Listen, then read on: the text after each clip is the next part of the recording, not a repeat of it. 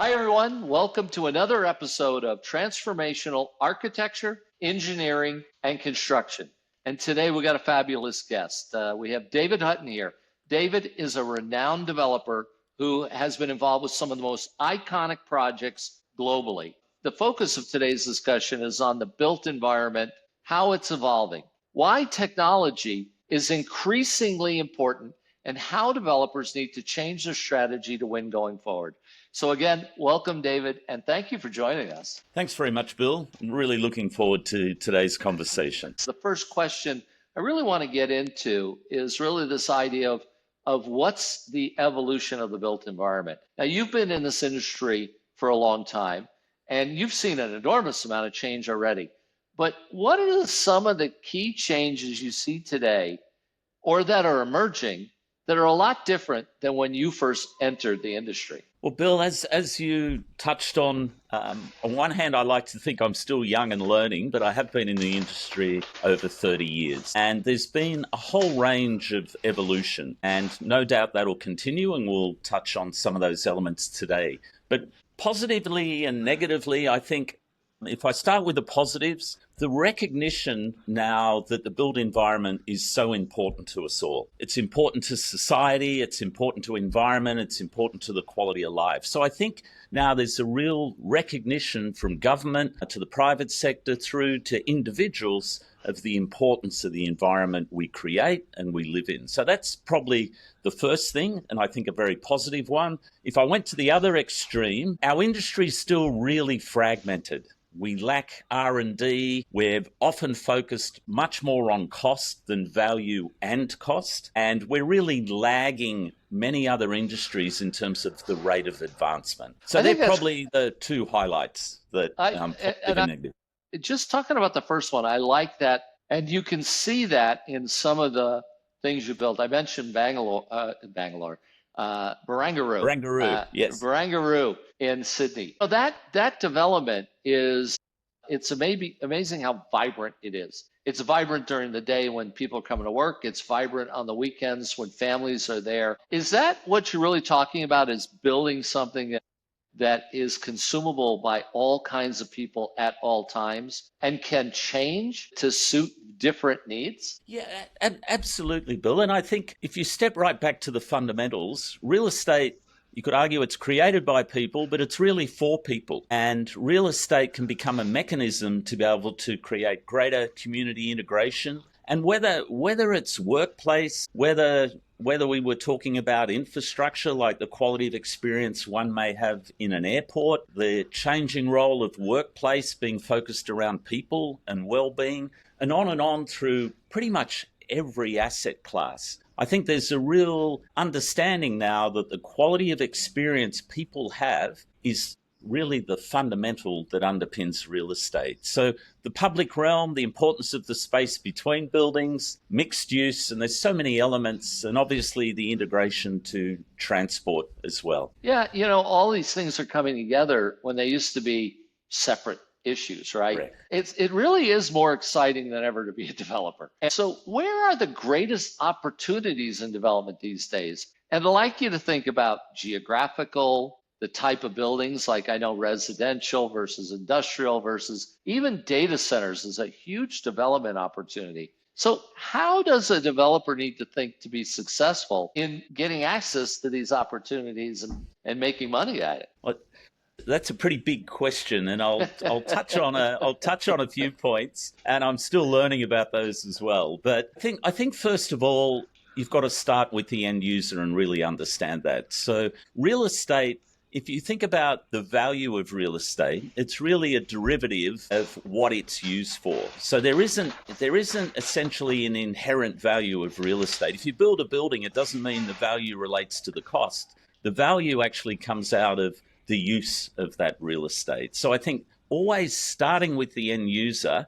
is paramount. We've spoken about the importance of users' experience and the contribution to the city, but from my perspective, always thinking about the outcomes, how the real estate will be used ongoing, and that fundamentally comes back to people. So that's the first paramount, and I think that's equally applicable across all sectors. You touched on how the industry's changing. If you think about residential, there's now many forms of residential. So the age community around the world is changing dramatically. Many more cities are having older demographics. So what does that mean for how those people live? You touched on technology. There's an explosion in data centers and technology. And again, that really requires the real estate industry to be able to respond and create that infrastructure.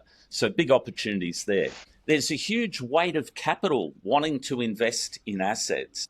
And I think it's important for all of us to understand real estate can't just be thought about in isolation. It's a combination of capital, it's a combination of infrastructure, it's a combination of a whole array of disciplines coming together to create those outcomes. And on a personal level, I think that's one of the areas that makes real estate so exciting.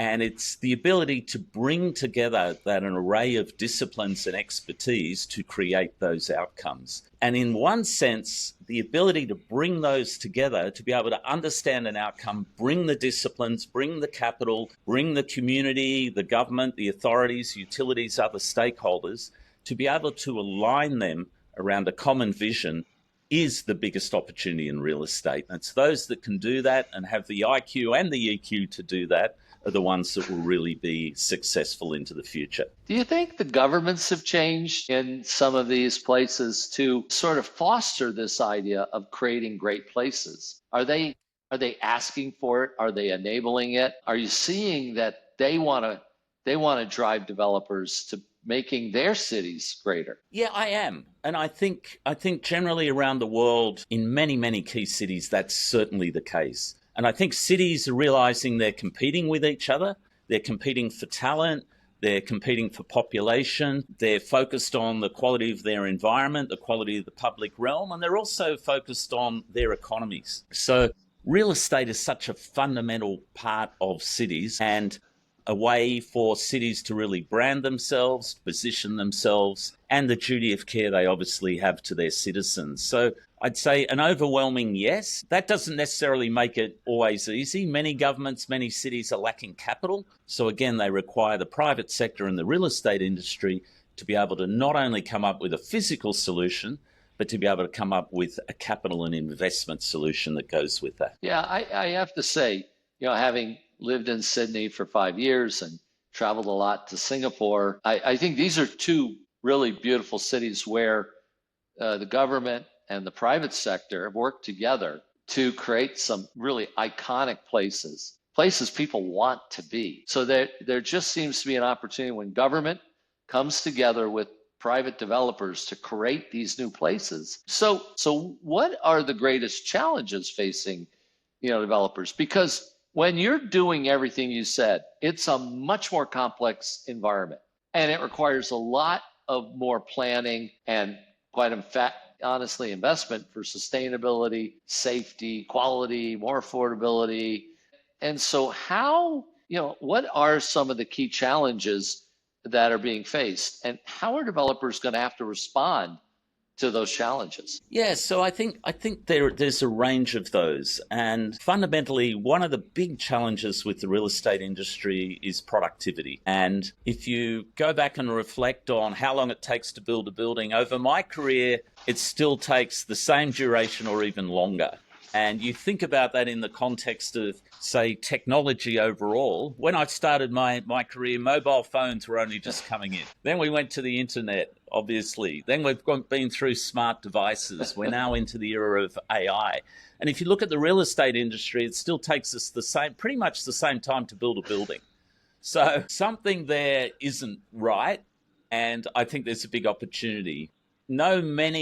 Many in our industry would answer this question, talk about planning. And planning now in many of the Western cities, the larger democracies, you find many different interest groups and challenges of being able to get alignment on planning. And obviously real estate and change and renewal and regeneration comes with disruption factors. So people are always concerned about how will this change, or a new development or a new building or a new district impact them. So it often takes many years to get through the planning system. So inherently, to me, that really requires the ability of the industry to paint a very positive future, to be able to be genuinely focused on the environment, the social and the economic benefits that come out of renewal, and to be able to articulate that and communicate it really well. So that's one of the biggest challenges of the industry, and it'll be one of the biggest factors of those that are successful and those that aren't successful.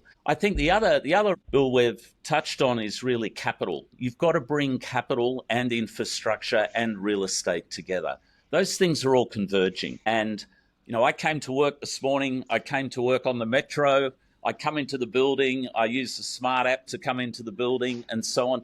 But integrating technology, integrating the built form, integrating the quality of the public realm and human experience is fundamental to the future of real estate. And as an industry, I think we need to continue to get better at that.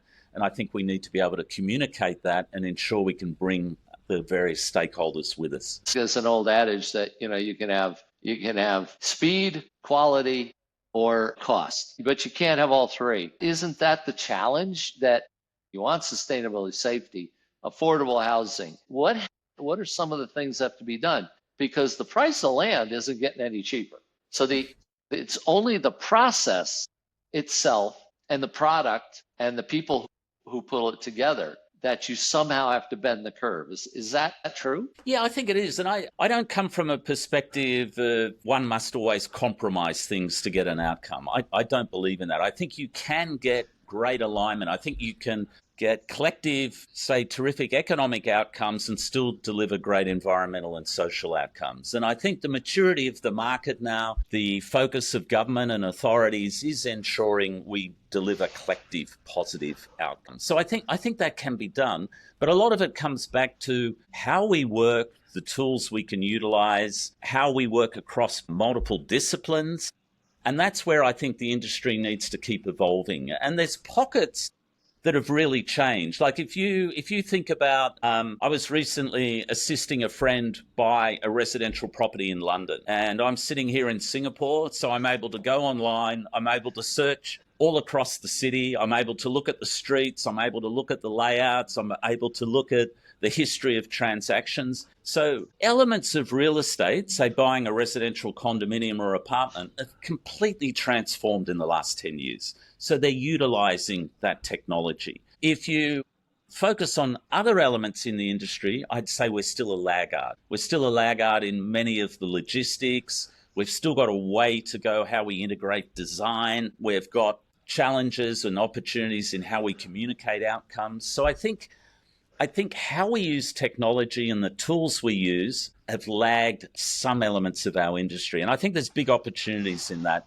as we start to progress and as the tools available to the industry fundamentally change. Well, I think that's right. I see other industries have embraced technology to allow them to deal with those challenges of time, cost, and quality. And so, we've seen this in the manufacturing industries. We've seen this in the financial services industries. A lot of industries have made the change. Yet our industry seems to be almost allergic to the use of technology out there. Do you think that's going to change? Do you think the culture is up for embracing and adopting technology? Yeah, I think we'll all be forced to do it, Bill. So, I touched on before about some of the challenges around productivity. There was a study done a number of years ago by McKinsey that really showed the real estate productivity over the last 20 years has increased by less than 1%,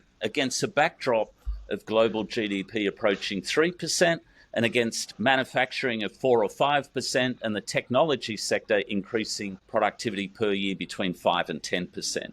So the industry's lagging, and the statistics all prove that. And there's pressures coming from other areas. If you look at the pressure on, say, affordable housing now, how are we as a society able to produce housing outcomes that are far more economic and affordable? So I see there's focus from government, there's focus from the private sector, there's certainly focus from the capital markets. There's a lot of money that wants to invest in productive assets. Real estate, globally, real estate has around 400 trillion invested in real estate. The majority of that's residential, but there's very large capital that wants, or capital amounts that want to come into real estate. So we need to be able to give them productive returns. So what I'm most excited about now is I think the industry's recognizing that and starting to focus on what are the tools we can create, what are the changes in the way of working, and how do we adopt some of the technologies in other areas and bring them into the real estate sector and get the benefit of them.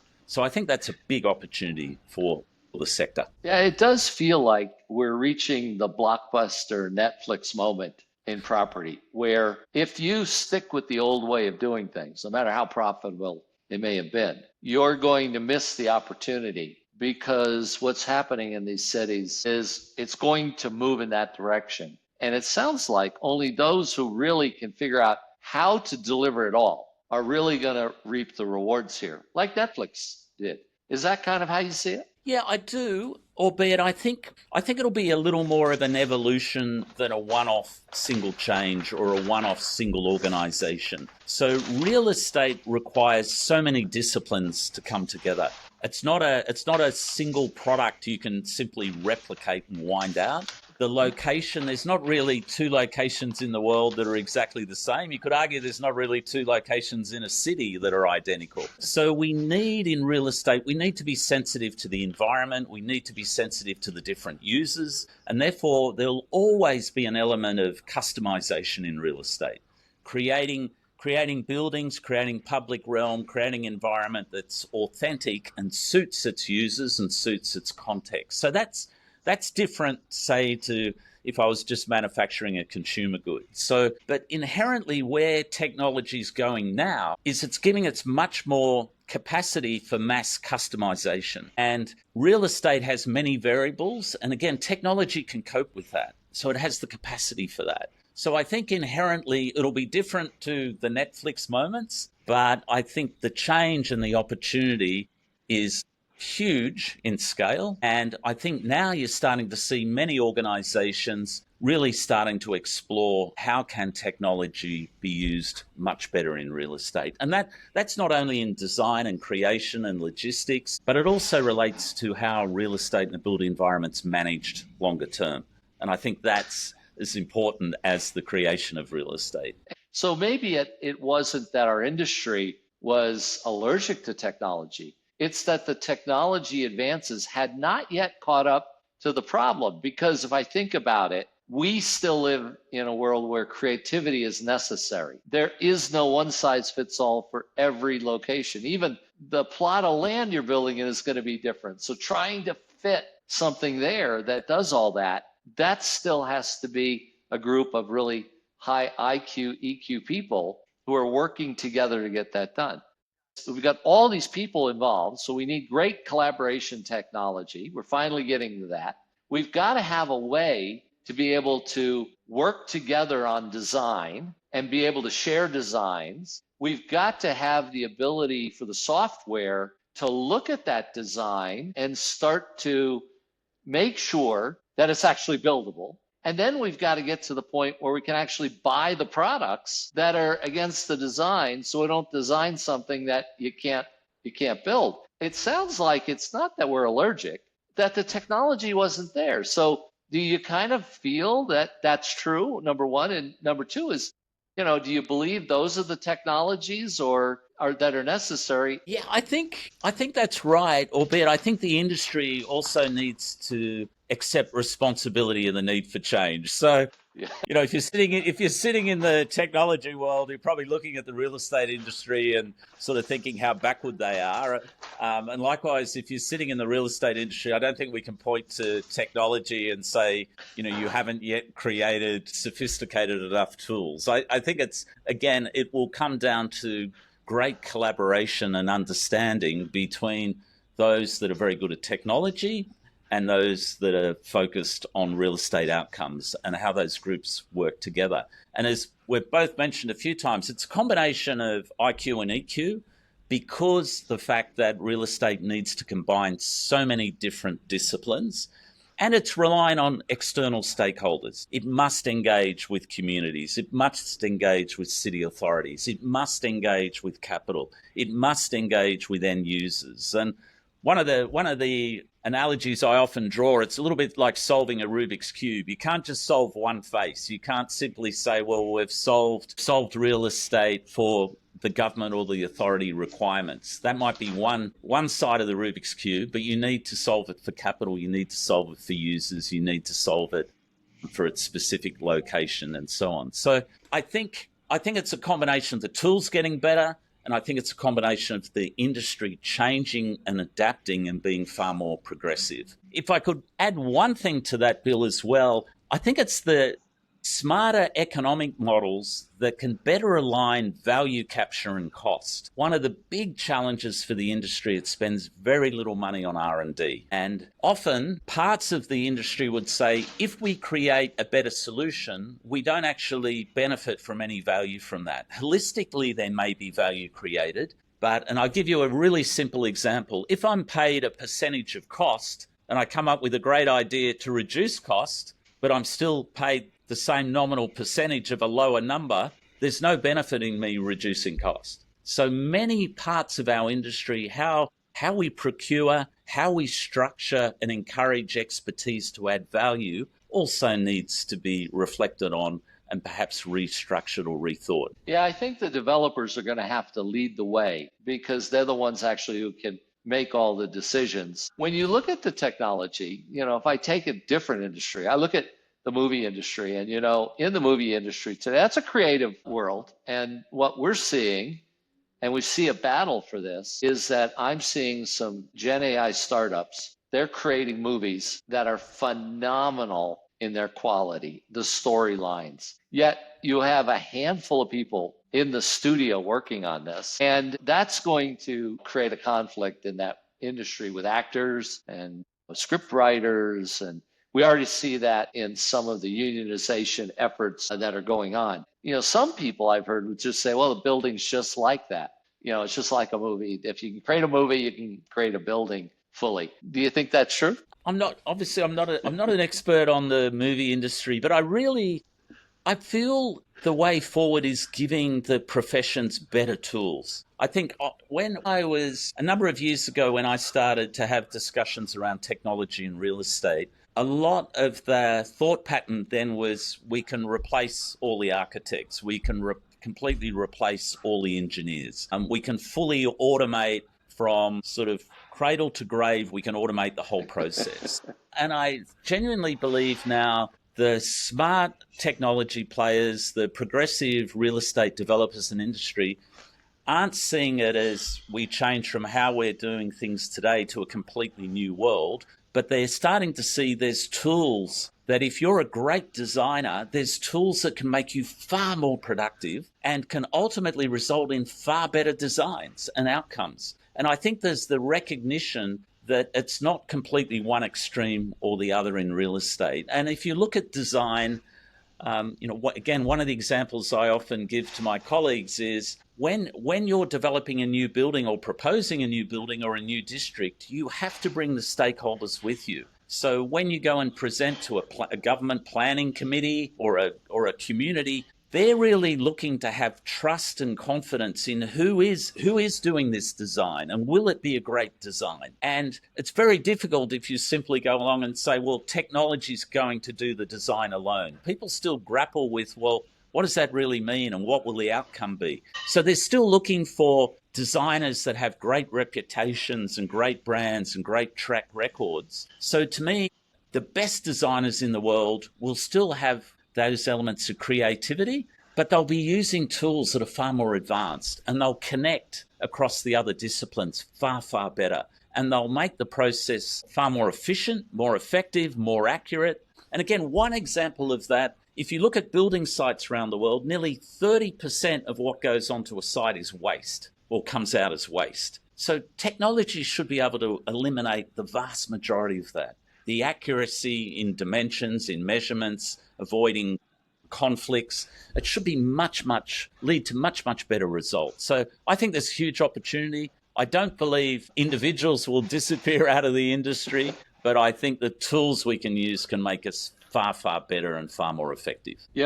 I asked you that question a bit unfairly on purpose because there is a sort of discussion going on around the world about Gen AI being able to do everything. Movies only deal with virtual world. Whatever they design doesn't have to be a physical construct at the end of the day. Our industry has to do is to do a digital concept, and then it actually has to put together a physical concept, and it has to have all those attributes of safety and other things that a movie doesn't have. So I think it's a false equivalence that people often have because we still need people to drive the process. We need to make sure that what is being done is being driven by engineers who are qualifying those designs that they can be built, by suppliers of products that they can offer those products, by architects who are bringing the EQ while they're bringing the IQ. And I think it gets to what you said. There's so much opportunity just in waste. There's so much opportunity in helping give greater certainty to the design to make things go faster that we don't need to think, oh, we're going to replace everybody. In fact, that's not the goal. The goal is to make everybody work together better. And that's why I love this industry, where we can clearly see that this is a place where people have to work together and technology has to support them. But Gen AI does have a place in making that happen, as you really pointed out. So I think it's important for the listeners to think that through. This is not a case where in 5 years we're getting rid of everyone. That may happen in other industries, call centers, for example, but I don't see it happening here. What other industries do you look at that have done automation that you look at and go, we can probably learn something from how those industries do it? Yeah, I think there's an array of learnings to be brought into the industry. As I said, real estate's really a combination of many different things. So I touched on earlier how automation can help transactions, and real estate is always involved in sales, in leasing, in land acquisition, in procurement.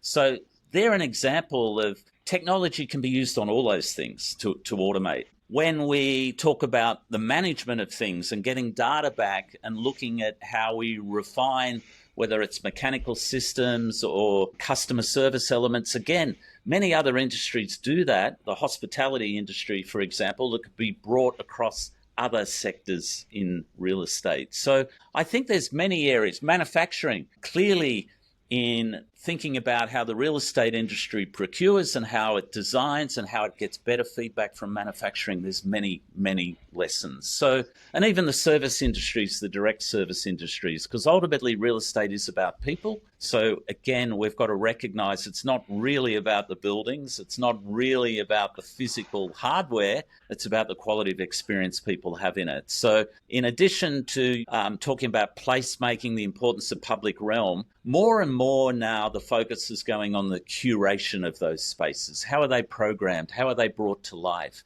How do people enjoy them and interface with the public realm, with the amenity, with the offerings going forward? So again, there's areas in technology around customer service and different things that the industry can adopt and use more of. So I think it's really up the industry. How does it pull those things together? How does it focus on them?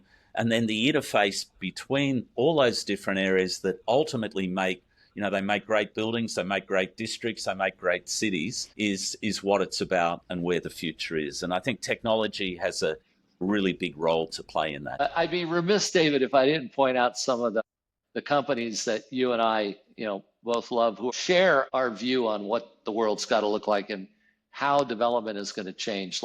And I know we both were deeply involved with the creation of Podium.io, which we spun out of Lend-Lease. And that was quite a journey and very interesting, but that's addressing a lot of these challenges that we've seen. I'd also call out Autodesk and some of the work they're doing, which is driving in this direction. So there are some great companies that are starting to work on this, and I'd ask the listeners to check them out. Any podcasts or books that influence you a lot that you might share with our readers where they can learn a little more and maybe get a little more inspired? Yeah, I often go to three sources for that, Bill, because real estate, the first one is real estate requires capital. So I always like to listen to what the big investors are thinking. And I won't name names, but there's obviously a number of very big sovereign funds. There's a number of very big global asset managers. So I always line up to listen to their results, their thoughts and sector, where they see different sectors going and where they want to place capital. But that's one source, because without capital, it's very hard to do things. So I treat that stakeholder really importantly, and I always listen to where capital's going. The second area I like to listen to and engage with is really on the consumer side, because ultimately real estate is about people. And if you start to look at the individual sectors in real estate, say workplace completely changed now. It is about the quality of the environment. People don't need to come to the office, as we all know. So really understanding what brings people together, what is the role of the workplace? And that applies equally to residential and the other sectors. What's really driving them at a user level? And then the third area I like to spend time listening to, and being here in Singapore, where the URA, the Government Redevelopment Agency and Planning Agency, I love to listen to where they are, because progressive governments, whether they're at a city level, state level, or a national level, are really focused on what are their agendas. And again, as a developer, you're really trying to create solutions that work for government, that work for end users, and work for capital. So I spend time trying to understand all three. And I use my time now on the metro and different things on the way to work to be able to do that, and really try and understand where are the stakeholders, and therefore how, as a developer, as a real estate provider, do you create solutions that play to those multiple stakeholders? That's great advice, actually. I like the way you structured that. Second to last question. So can you name your two favorite projects you've ever done? I know you've been involved with a lot of them, but tell me two of your favorite projects. Well, you touched on Barangaroo earlier. It's obviously a very large project undertaken by Lend-Lease. And the first thing I would say, for all of us that are involved in big projects, it's always a team effort. It's a team effort from government, stakeholders, a whole array of people. But what is most important to me and stands out on that project the most is the quality of outcome.